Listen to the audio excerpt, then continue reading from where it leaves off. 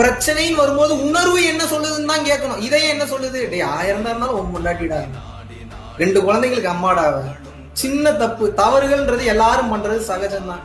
முடிஞ்ச அளவுக்கு சொல்லி திருத்தப்பாரு.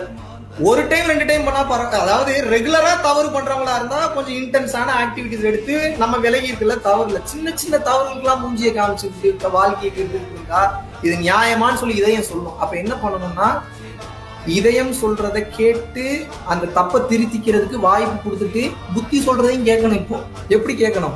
இதயம் சொல்றதை கேட்டு அக்செப்ட் பண்ணிக்கங்க. அவங்களுக்கு உங்க மேல ரெஸ்பெக்ட் வந்துடும், அன்பு வந்துடும். அதுக்கப்புறம் என்ன பண்ணணும்?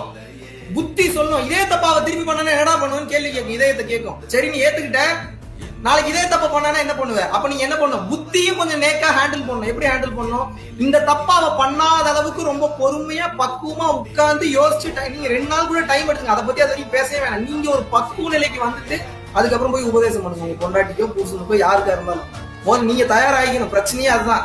பல பேர் என்ன நினைச்சுக்கிறீங்கன்னா, கல்யாணம் ஆனவனே குழந்தை பெற்றுக்கிட்டோன்னே எனக்கு எல்லாமே தெரிஞ்சிருச்சு, எல்லா பக்குவமும் வந்துருச்சுன்னு நினைச்சுக்கிறீங்க. அது எப்படி வரும்? அது எப்படி வரும்? பல வீடியோல சொல்லியிருக்கேன். Everything needs a practice. Everything needs a practice.